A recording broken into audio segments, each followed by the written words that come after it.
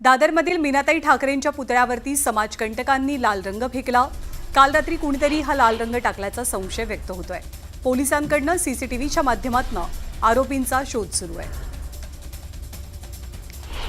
या घटनेची माहिती मिळताच स्थानिक शिवसैनिकांनी घटनास्थळी धाव घेतली। ठाकरेंच्या शिवसेनेच्या नेत्यांकडून मीनाताई ठाकरेंच्या पुतळ्याची पाहणी करण्यात आली। शिवसैनिकांनी मीनाताई ठाकरेंच्या पुतळ्याची स्वच्छता केली। मनसे अध्यक्ष राज ठाकरेंनी सुद्धा मीनाताई ठाकरे यांच्या पुतळ्याची पाहणी करून आढावा घेतला। सीसीटीव्ही तपासा, माहिती घ्या, 24 तासाच्या आत आरोपीला शोधून काढा अशा सूचना राज ठाकरेंनी पोलिसांना दिल्या।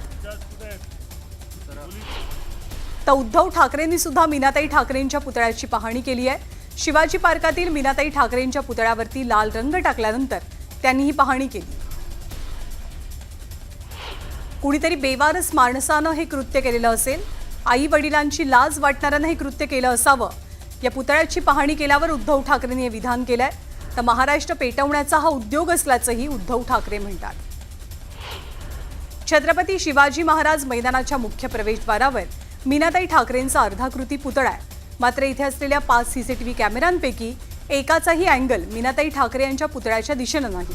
त्यामुळे मीनाताई ठाकरेंच्या पुतळ्यावरती रंग फेकणारे सीसीटीव्हीमध्ये रेकॉर्डच झाले नसल्याची माहिती मिळते। मीनाताई ठाकरे यांच्या पुतळ्यावर लाल रंग फेकल्याच्या घटनेचा माजी मंत्री सुधीर मुनगंटीवारांनी तीव्र निषेध नोंदवलाय। समाजकंटकांना कडक शिक्षा व्हायला हवी, जेणेकरून अशा घटना पुन्हा घडणार नाहीत अशी मागणी त्यांनी केली आहे। मीनाताई ठाकरे यांच्या पुतळ्याला लाल रंग फेकला गेला, त्यामुळे मुंबईमध्ये तणावाचं वातावरण निर्माण झालंय। समाजात कुणी तेढ निर्माण करण्याचा प्रयत्न करणं अतिशय दुर्दैवी असल्याचं वक्तव्य रुपाली चाकणकरांनी केलंय। दादरमध्ये स्वर्गीय मीनाताई ठाकरेंच्या पुतळ्यावरती लाल रंग फेकण्याचा प्रयत्न झाला, त्यामुळे बुलढाण्यातले शिवसैनिक आक्रमक झाले। त्यांनी बुलढाण्यातल्या जामोदमध्ये रस्त्यावरती उतरत आंदोलन केलं। पुतळ्यावरती रंग फेकण्याचा प्रयत्न करणाऱ्यांवर तात्काळ कडक कारवाई करावी अशी मागणी करण्यात आली। बीड ते अहिल्यानगर रेल्वे सेवा आजपासून सुरू झाली आहे। मुख्यमंत्री देवेंद्र फडणवीस, उपमुख्यमंत्री अजित पवार, मंत्री पंकजा मुंडेंच्या उपस्थितीत या रेल्वे सेवेचा शुभारंभ पार पडला। आठवड्यातनं 6 दिवस ही सेवा उपलब्ध असेल। बीडकरांच्या स्वप्नातली रेल्वे सेवा सुरू होत असल्याचं वक्तव्य देवेंद्र फडणवीसांनी केलंय। तर हा मुद्दा श्रेयवादाचा नाही, आजचा दिवस आनंदाचा आहे असंही त्यांनी अधोरेखित केलं। बीडमध्ये रेल्वे सेवा सुरू झाल्यामुळे उपमुख्यमंत्री अजित पवारांनी पंतप्रधान मोदी आणि रेल्वे मंत्र्यांचे आभार मानले। रेल्वे सुरू होण्यासाठी बराच विलंब झाला, इतका वेळ लागायला नको होता असंही त्यांनी म्हटलं। एक स्पेशल केस म्हणून मोदींनी या रेल्वे मार्गाला निधी देण्याचं काम केलं। बीड रेल्वे सेवेवरनं पंकजा मुंडेंनी मोदींचे आभार मानले। बीडमध्ये रेल्वे उद्घाटन सोहळ्यात काही जणांनी घोषणाबाजी केली। काही तरुणांकडून हातामध्ये गोपीनाथ मुंडे यांचा फोटो घेऊन घोषणाबाजी झाली। पोलिसांनी तात्काळ ही घोषणाबाजी बंद पाडली। पंकजा मुंडे जालना जिल्ह्याच्या दौऱ्यावरती असताना त्यांनी बंजारा समाजाच्या उपोषणाला भेट न दिल्यामुळे बंजारा समाज आक्रमक झाला। बंजारा समाजानं जालना जिल्हाधिकारी कार्यालयासमोर रास्ता रोको आंदोलन करत एसटी प्रवर्गातनं आरक्षणाची मागणी केली। धाराशिव जिल्ह्यामध्ये हैदराबाद गॅझेटच्या अंमलबजावणीला सुरुवात झाली आहे। परिवहन मंत्री प्रताप सरनाईकांच्या हस्ते मराठा कुणबी नोंदीचं प्रमाणपत्र वितरित करण्यात आलं। जिल्ह्यातील केवळ 3 मराठा नागरिकांना आज याचं वाटप झालंय। आदिवासी समाजाला मिळालेलं आरक्षण घटनात्मक आहे, त्यात घुसखोरी होऊ न देण्याचा संकल्प मुख्यमंत्र्यांसह 2ही उपमुख्यमंत्र्यांनी घेतलाय, अशी प्रतिक्रिया राज्याचे आदिवासी विकास मंत्री अशोक उईकेंनी दिली आहे। जळगावमध्ये बच्चू कडूंच्या नेतृत्वात शेतकरी जनआक्रोश मोर्चा आयोजित केला गेला। यावेळी पोलिसांनी अडवल्यामुळे मोर्चेकरांनी गेट उघडून जिल्हाधिकारी कार्यालयात प्रवेश केला। दरम्यान निवेदन घेण्यासाठी न आल्यामुळे बच्चू कडूंनी जिल्हाधिकाऱ्यांना जाब विचारला। सांगलीच्या विटा तहसील कार्यालयासमोर ओबीसी समाजानं आंदोलन केलं। मराठा समाजाला ओबीसीतनं आरक्षण न देण्याची मागणी यावेळी करण्यात आली। दरम्यान तातडीनं मराठा समाजासाठी काढण्यात आलेला GR रद्द करावा अशी मागणी केली गेली। जळगाव जिल्हाधिकारी कार्यालयावरती शेतकऱ्यांनी जनआक्रोश मोर्चा नेला। शासनानं बदललेले पीक विम्याचे निकष तात्काळ रद्द करावेत आणि जुने निकष पुन्हा अंमलात आणावेत ही मागणी करण्यात आली। तर परदेशात नेणाऱ्या कापसावरील आयात शुल्क पुन्हा लागू करावं अशी सुद्धा मागणी जोर धरते आहे। बुलढाण्याच्या मलकापूर ते आव्हा बस फेरीसाठी विद्यार्थ्यांनी आंदोलन केलं। बस फेरी नसल्यामुळे विद्यार्थ्यांना अनेक अडचणींचा सामना करावा लागतोय। तातडीनं बस फेरी सुरू करावी अशी मागणी केली जाते। भंडाऱ्यामध्ये ऑल इंडिया स्टुडंट फेडरेशननं आंदोलन केलंय। भंडारा पोलिसांकडनं विद्यार्थ्यांचा छळ होत असल्याचा आरोप केला गेला। अँटी नक्षल स्क्वॉड दडपशाही करत असल्याचं विद्यार्थ्यांनी म्हटलंय आणि तातडीनं दखल घेण्याची मागणी जिल्हाधिकाऱ्यांकडे करण्यात आली। जळगावमध्ये शासकीय ITI शेजारील कचरा संकलन केंद्राविरोधात मनसे आक्रमक झाली। मनसेच्या नेतृत्वाखाली मानवी साखळी तयार करून विद्यार्थ्यांनी पालिकेचा निषेध नोंदवला। केंद्र हटवल्याशिवाय आंदोलन मागे घेणार नाही असा निर्धार त्यांनी व्यक्त केला। कोपरगाव शहरातील रस्त्यांवरचे खड्डे आणि त्यामुळे साचलेल्या पावसाच्या पाण्याचा सामना करणाऱ्या नागरिकांनी अनोख्या पद्धतीनं आंदोलन केलं। खड्ड्यांमध्ये कागदी होड्या सोडत 3000 कोटी रस्त्यावरती बोटी, आमदार काळे रस्त्यावरती तळे अशा घोषणा दिल्या गेल्या। आता मुंबई नाही तर दिल्लीला जाणार असल्याची घोषणा मनोज जरांगे पाटील यांनी केली। पूर्ण भारतातील मराठा दिल्लीत एकत्र येतील असं त्यांनी म्हटलंय। 3 दिवस हरियाणा, पंजाब, गुजरात, बिहार आणि कर्नाटकसह सर्व राज्यातनं मराठा एकत्र येणार असल्याची माहिती त्यांनी दिली आहे। वर्ध्यामध्ये शेतकरी न्याय हक्क परिषदेचं आयोजन केलं गेलं।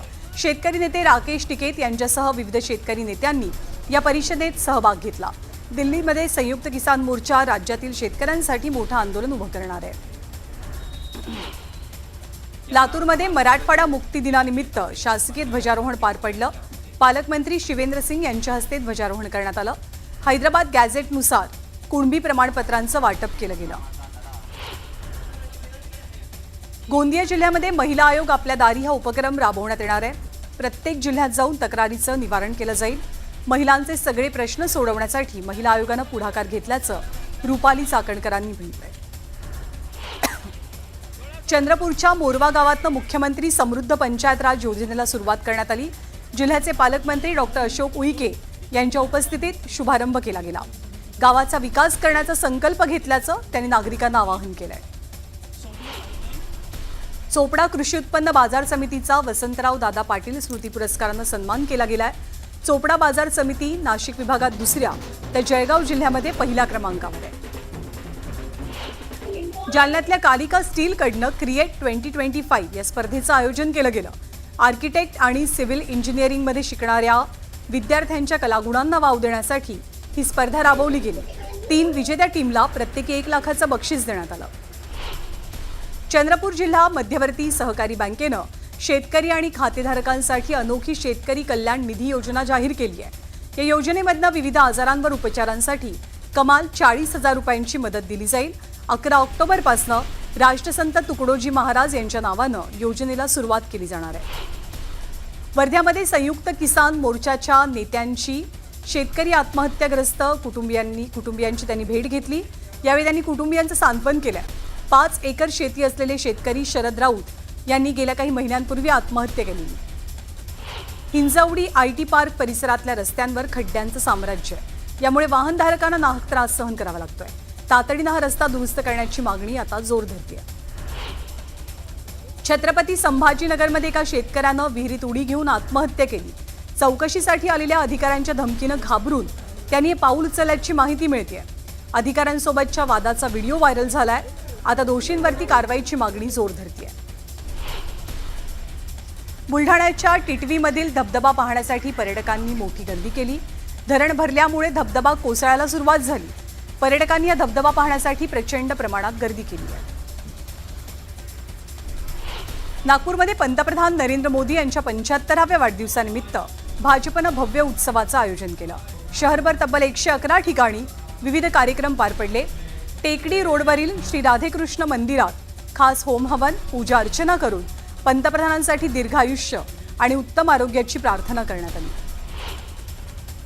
ऑपरेशन सिंदूरमध्ये शौर्य गाजवणारे श्रीरामपूर तालुक्यातील माळेवाडीचे भूमिपुत्र विंग कमांडर देवेंद्र अवताडे यांचा श्रीरामपूर शहरात भव्य नागरी सत्कार पार पडला। श्रीरामपूर शहरात त्यांची भव्य मिरवणूक निघाली। यात शेकडो नागरिकांनी सहभाग घेतलेला। मुख्यमंत्री समृद्ध पंचायत राज अभियानांतर्गत लाभार्थ्यांना मुख्यमंत्र्यांच्या हस्ते निधी वाटप करण्यात आलं। 1,50,000चा निधी मुख्यमंत्र्यांच्या हस्ते वितरित केला गेला। मालेगाव शहराला पाणी पुरवठा करणारी मुख्य पाईपलाईन फुटली। त्यामुळे लाखो लिटर्स पाणी वाया गेलंय। पाईपलाईन फुटल्यामुळे रस्त्याला अक्षरशः नदीचं रूप प्राप्त झालं। पाईपलाईन दुरुस्तीला वेळ लागत असल्यानं नागरिकांचा पाणी पुरवठा विस्कळीत झालाय।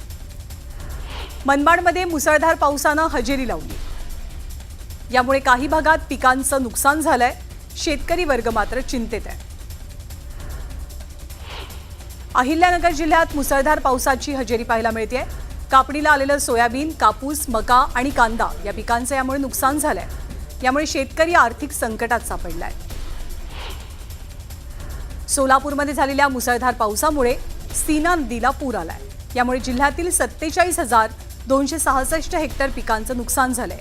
उजनी धरणातून सोडण्यात आलेल्या पाण्यामुळे सीना आणि भीमा या दोनही नद्यांना पूर आलाय।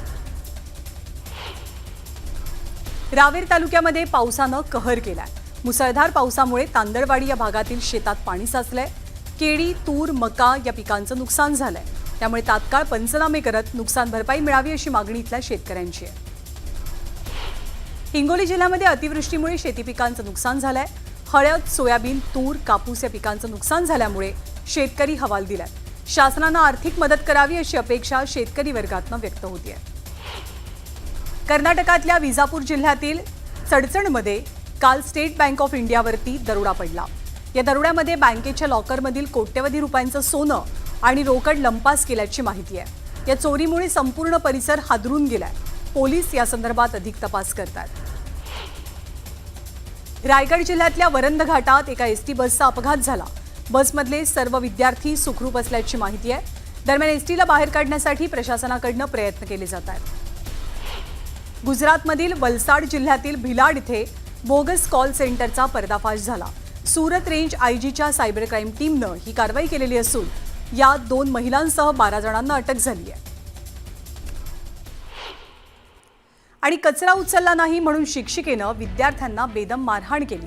नागपूर जिल्ह्यातल्या बाजार गावातल्या जिल्हा परिषद शाळेत हा धक्कादायक प्रकार घडलाय।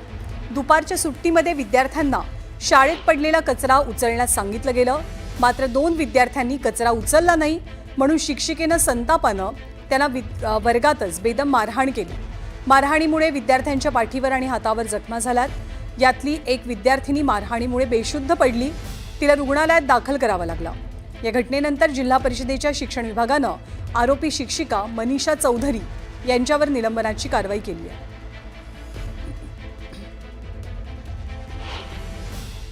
आमची मागणी आहे की तिला सस्पेंड करा। आम्हाला ती पाहिजे नाही, त्या शाळेमध्ये पाहिजे नाही। समोर दुसऱ्या शाळेत पण जाईन तर ती तशीच करणार, म्हणून आम्हाला नाही पाहिजे ती। आणि या बातम्यांसोबत आपला महाराष्ट्रामध्ये आता वेळ झालेली आहे इथेच थांबण्याची। एक छोटासा ब्रेक पाहत रहा न्यूज 18 लोकमत।